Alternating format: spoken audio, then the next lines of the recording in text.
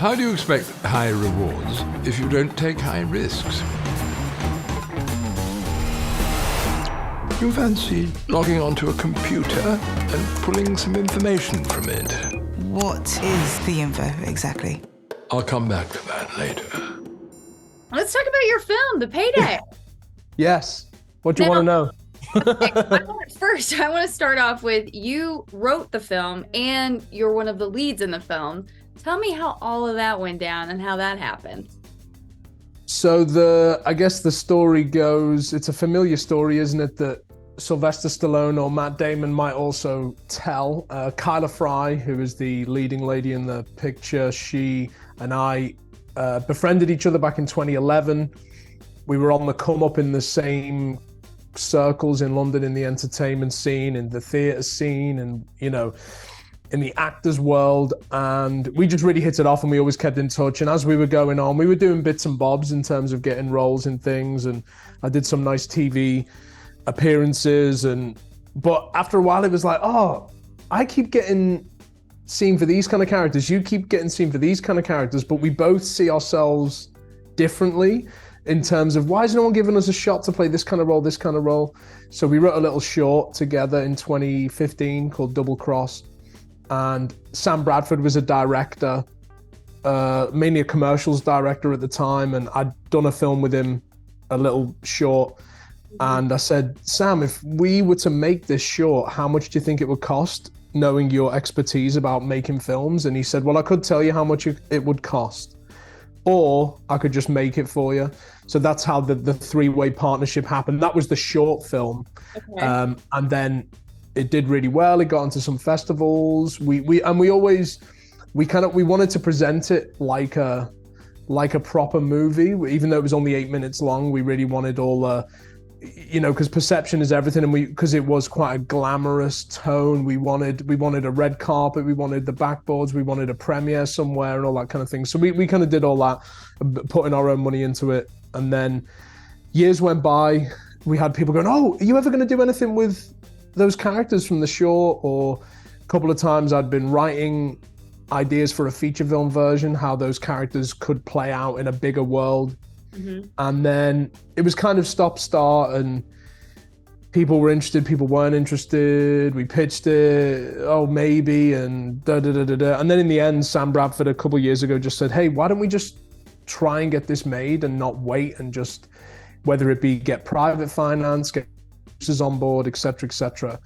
So I guess that's how it happened. And a lot of the big motivation from it was Kyla and my love of crime caper movies, on top of, I'd like to think the film also has a grounded British working class tone to it, in the sense of we wanted it to be, someone could watch it with a bit of a message to it, a grounded thing, and then someone else could just watch it on a Saturday night with their girlfriend or boyfriend and be like, oh, that was fun, and yeah, so hopefully we've achieved somewhere close to that. Yeah, well, you kind of nailed it when you're like the British working class, because as I was watching it, I was like, this feels like it has that same tone and that same kind of like just look and aesthetic and feel to it that I would expect from some of the British film and TV shows that I watch. And I didn't know if you guys had filmed it over there, if you'd filmed it here, because I like to watch films without looking anything up. I just want the experience first, right? I don't want anybody to tell me what to expect or feel. And so I went in and saw that and I was like, okay, this kind of feels like that, but it also had like a hint of Bond and a hint of Leverage. I don't know if you watched that show or not. I haven't watched Leverage, no. No, but I love Leverage, first of all, so let me say that. I'm a big fan of it. And it's kind of like the bad guys turned good. Crime, kind of TV show. And so it felt a lot like that when I was watching it.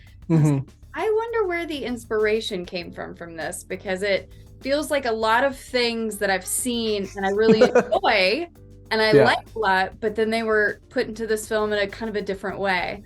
So I was interested to see where you're kind of pulling that from. What drew you to that kind of film? I like those references that you gave, and I'm glad that it came off like that. I guess a lot of it was, I think it's probably, because I think whenever, especially if you're writing something, and to an extent, if you're an actor as well, I think it is good to find what energy and what character types and conversations that you naturally portray well. And so it was very much a mix of, Kyla and I grew up on a lot of classic Hollywood crime caper movies. And we were really, the two of us, because we grew up as kids in the 90s, we felt like there wasn't as many movies that were like, had both the crime danger, but not super serious, and yet also had romance and steaminess without being too comedic. So we kind of, you know, the likes of White Men Can't Jump, or those kind of movies, or, you know, Money Train. Those two happen to be Woody Harrelson and Wesley Snipes, but that kind of the 90s buddy action that also had the crime, the romance. We would like, where are the movies like that? I felt like a lot of movies were either super dark and dreary, or if it was romance, it was total levity without reality. So we wanted to come somewhere, bring in both. And what hopefully came off is that we wanted to take classic Hollywood tropes, because, you know, we grew up watching those movies, but we knew there's no point trying to do an American thing. We built it from the ground up and thought, right, well, what's the sensibilities from our British backgrounds that we can put into the story? So hopefully that, you know, I'm from the north of England, a town called Birkenhead near Liverpool, where the Beatles are from, which, you know, has a very different history and identity to, say, London, whereas Kyla is an East London girl, and that's got its own community. So we wanted it to tap into our experience. Yeah. Now I did have a question in mind, but I'm gonna get back to that because of something you said. You kind of mentioned that when you and Kyla were talking about what kind of film that you wanted to make, that you don't see a lot of this on the big screen anymore. Like, you're hard pressed to find films like you used to see in the 90s, right? That aren't necessarily as dark, that have a little bit of levity to them, but they're still like kind of interesting and have the twists and turns. And I watched a clip. Do you know the show Hot Ones? The YouTube show Hot Ones? I think they're on like, it's the one where they eat the chicken. The one where they eat the like chicken wings and stuff. Yeah. So I was watching the one that Matt Damon was on, and that he was asked about those kinds of films specifically, because that's really where his career started. He was like the guy in the 90s for that. Yeah. And he basically broke it down. He was like, from a filmmaker's perspective, it's so hard to make films like that because of the economics of filmmaking. So when you guys approached this and you were thinking about like, how are we going to sell this film? How are we going to get this out to people? Like, how do we do this in a way where it gets to people the way we want it to get to people, big screen or streaming, but also like makes sense for us as artists, filmmakers, actors who are trying to share a story with someone? Did that like ever come into mind when y'all decided to make this? So you're asking if economics put us off doing this kind of movie? No, yeah, maybe not put you off, but like, is that a consideration these days as a filmmaker? Like, is that something that you have to think about from the get-go for a film like this? Or is that something that just kind of comes into play as you are mapping out what it's going to take to bring that story to life? It's a great question. I would say, and here's an example of it, because I have a lot of young filmmakers, especially now, coming to me and asking me, you know, oh, what's your advice on this? Or what do you think if I made a movie like this? Or can you read this script and give me feedback, blah, blah, blah. And I think it's a combination of, you have to consider the reality. And so in this instance, in this film, it was a case of, right, how do we remove as many obstacles as possible to getting this film made? And obviously, so 70% of the movie is kind of in one area geographically, which means we can do a block of filming there, kind of in the same way that the first Saw movie was largely in one place. It reduces the cost massively, and people who want to support it or produce it, or film companies, they'll go, ooh, so it's only going to cost this. We can shoot it all in one place. That sounds like a movie that we can get on board with less risk.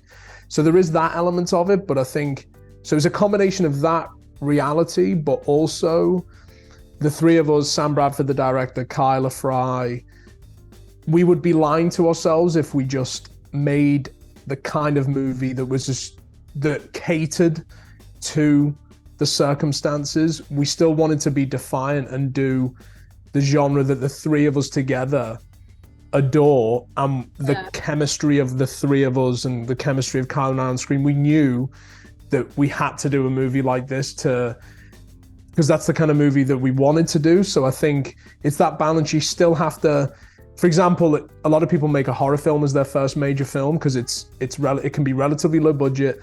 It's high concept, so a lot of people will go and see it regardless of who's in it.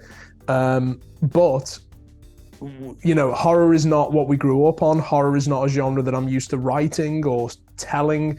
So you got to lean to your strengths at the same time as being aware of the circumstances, I guess. Yeah. So this is a crime caper. That has to be really difficult to write because, you know, people do lean into the traditional tropes and the traditional narratives for crime capers, like, oh, I know what's going to happen next, or, oh, this is when this always happens in there, right? Like, you know, when you're writing this, you're going, okay, how do I create a story that's really original and unique, but also, you know, it nods to what it is, you know, what the inspiration is for it. Like, how do you add those twists and turns? How do you come up with that stuff to where you're like, you know, the audience isn't going to be bored, and they're also not going to expect this because I'm going to pull something out of left field here. Yeah. I would say, I mean, I could just be that guy and be like, oh my God, it's the hardest. It's genuinely the hardest genre there is. It's a miracle that I pulled it off. No. I'm going to just take that. That's going to be the of the day. yeah. Take that, send it to Patrick, and he'll be like, this guy's a prick. It is the crime caper genre. I think with any genre, it's tricky because you have all the tropes, all the expectations, all the films that have come before it. I mean, I'm a bit of a, I guess people would say that when it comes to my writing or constructing films, I do like structure, and I do like leaning on the classic formulas because there's a reason why they work. And I think if you have a skeleton of a formula, it frees you. Because I kind of approached it as I had the skeleton of what people expect from a crime caper in terms of the beats and the turns and the twists, and then you go, right, we've got those there, we're safe-ish. So now that they're there, let's just run wild with the kind of the organic, who we are, British working class. What would happen if? What would that version of, you know, what would the George Clooney vibe be in London? What would the, you know, Queen Latifah vibe be in you know, what, Liverpool or whatever it might be? Just organically let it come out, and you don't have as much worry in the sense of, oh, we've gone this direction, but usually in a crime caper, this happens here. So it's kind of like build the basics, and then you can go all around the place, hopefully. Yeah. Now, for the twists and the turns, is it harder shooting on a set where you're you mentioned you're kind of in one location for a majority of the film? Does that make it more challenging as a writer, or does it open up more opportunity? Both as an actor and a writer. The answer is yes to both. It's yes. Cool. It's hard. Yes. Next question. It's both trickier. It's definitely harder at the beginning, and I think that's also why you have to make sure you know the tropes so that you can play with them. But it also, limitations can make you more inventive. I remember there was one scene, and this happens a lot even on the biggest budget film, even on huge films with an all-star cast. There's still moments when, you know, for example, there was a scene in The Payday where we had a few different scenes on an outdoor rooftop, and because of the weather, the blocking days that we had to do that, it was too much of a risk to hope that it wasn't going to be wind or rain that day. So then like Sam Bradford would call me in and be like, okay, we'd be shooting the scenes the prior day, and he'd pull me aside and he'd go, right, we haven't got the roof. Can you rewrite this scene in this area here, maybe? And then you're like, well, I'm going to have to, aren't I? And then they're like, yes, you are. So then you kind of, you adapt, and sometimes you find new fun things, even if it's something as small as that bathroom didn't quite look how you thought it was going to look, or the closet was twice as big, or little things like that you discover on set, or something that you might catch your eye that you didn't plan to be in the script. Obviously this is the director's territory, but yeah, you got to be kind of flexible as well. Yeah. It has to be just really fun as a performer to be in a spy caper film. Like, this has to be one of the funnest genres to play with as an actor. Is Definitely. that the case? Definitely. It was kind of a dream come true, really, especially because I've grown up watching those kind of movies, and the two main characters are named after two very famous actors. Okay. No, tell me. that we wanted to nod to, and yeah, especially when you're working with, because Kyla, we've been friends for a while, so it was a blast. There's a lot of pressure as well because, we were shooting quite quick, but it was a dream come true to play a character who, as per a crime caper, goes through a whole gamut of. He's on top. He's not on top. He's on top again. He's not on top. Hang on. Wait, what? And all that kind of stuff. So it was a lot of fun. And like you say, there was as well. I do like putting on a good suit, and that blue. that was there good. you go. There you go. Thank you. That's all I wanted to hear. That's the main thing done for the interview. Done. So now I gotta know. You said the main characters. You got Jennifer and George. Who are they named after? So two very huge A-list people. George Clooney. Correct. And someone else who is multifaceted and was in a film with Clooney in the 90s. A crime caper movie that's not as well known as it should be. Huh. I'm going through the gens in my head. She was recently in a film with Owen Wilson. It's not Jennifer Aniston, right? Is it? No. No? She's a singer. Jennifer Hudson. Oh, no. Who? What Why else? am I? She was in a film with a big snake. Oh, that Jenny from the Block? Really? Yeah, Jennifer Lopez. Yeah, we kind of did that as a nod to Lopez and Clooney in Out of Sight, which is one of our favorite films. Okay, what a fun little Easter egg in there. There you go. Because in that film he plays a bank robber and she plays an FBI agent, and they have an immediate attraction, and it's like a cat and mouse. I totally forgot about that film. It's worth a watch again. Completely, yeah. I haven't seen it in ages, but I guess I'm gonna have to go back and watch it now. Got to do it. The Payday is hitting theaters too for a limited period of time. And yes. I'm a big fan of the theatrical experience. It's how I like to see my movies. I want it on a big screen, and I want the sound to swallow me so that I don't know that a world exists outside of those four walls. It's my preference. What are you most excited about people getting to experience when they see this in theaters? I think it's exactly what you said, and I am exactly the same as you. And after the 2-year or so period of restrictions, I think I actually discovered even more deeply how much I love going to the cinema.